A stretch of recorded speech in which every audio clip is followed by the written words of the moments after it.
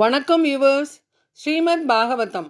ஸ்ரீமதி கீதா வீரராகவன் எழுதிய ஸ்ரீமத் பாகவதம் பகுதி 84 காண்போமா? மாமுனிவர் மைத்ரேயர் விதுரரிடம் பிருது பரம்பரையில் வந்த வாரிசுகளான அவர் புத்திரர்களையும் பேரன்களையும் பற்றி கூறத் தொடங்குகிறார்.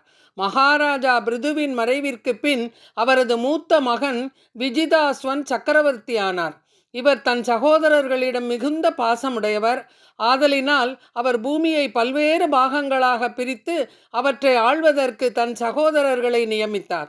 ஆதி காலம் தொட்டே ஒரு அரசன் மரணமடைந்தால் அவன் மூத்த மகனே பட்டத்திற்கு வருவது மரபு. அதுபோல விஜிதாஸ்வன் தன் இளைய சகோதரர்களை உலகின் பல்வேறு பகுதிகளை ஆளும்படி நியமித்தார். மகாராஜா விஜிதாஸ்வன் ஹரியட்சன் என்னும் சகோதரருக்கு கிழக்கு பகுதியினையும், தூம்ரகேஸ் என்னும் சகோதரருக்கு தெற்கு பகுதியினையும், விருகன் என்பவருக்கு மேற்கு பகுதியினையும் அளித்தார்.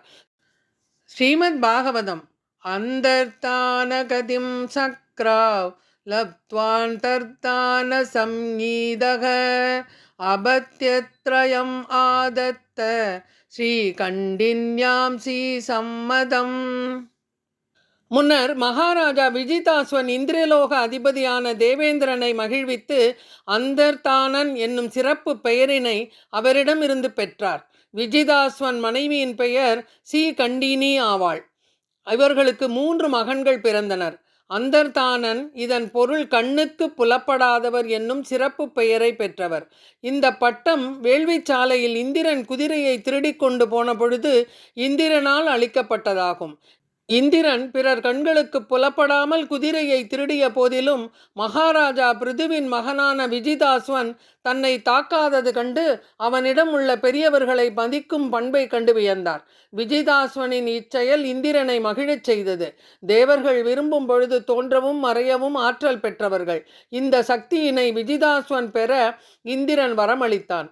அதனாலேயே விஜிதாஸ்வன் அந்தர்தானன் என்று அழைக்கப்பட்டார். இவருடைய மகன்கள் பாவகன், பவமானன் மற்றும் வீசி. இந்த 3 மகன்களும் இதற்கு முன்னர் அக்னி தேவர்களாக விளங்கினர். வசிஷ்டரின் சாபத்தினால் மூவரும் விஜிதாஸ்வனுக்கு மகனாக பிறந்தனர். அவர்கள் அக்னி தேவர்களுக்குரிய சக்திகளையும் பெற்றிருந்தனர். தேவர்கள் இடிநிலை அடைந்து பூமியில் பிறந்தார்கள் என்றால் அவர்கள் உயர்ந்த செல்வந்தர் குடும்பங்களிலோ அல்லது பக்தர்களின் குடும்பங்களிலோ பிறப்பார்கள். இவர்கள் 3 பேரும் மீண்டும் பழைய சக்தியினை பெற்று தெய்வீக சக்தியினால் தேவர் உலகத்திற்கு திரும்பிச் சென்றார்கள்.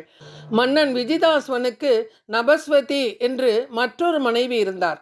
அவர்களுக்கு ஹவிர்தானன் என்றொரு மகன் பிறந்தான். சிறந்த ஆன்மீக ஆற்றல் மிக்க அந்தர்தானன் தன் குடிமக்கள் மீது வரிகள் விதிப்பது அல்லது குற்றங்களுக்காக அபராதம் விதிப்பது போன்றவற்றை மனமுவந்து செய்ய மாட்டார்.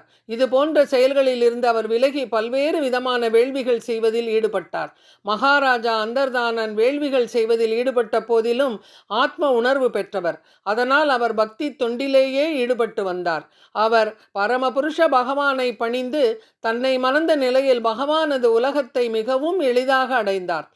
மகாராஜா அந்தர்தானனின் மைந்தன் ஹவீர்தானன் என்பவனுக்கு ஹவீர்தானி என்ற மனைவி உண்டு. இவர்களுக்கு பர்ஹீஸ்தன், கயன், சீக்லன், கிருஷ்ணன், சத்யன் மற்றும் ஜிதவிரதன் என்று 6 மைந்தர்கள் பிறந்தனர்.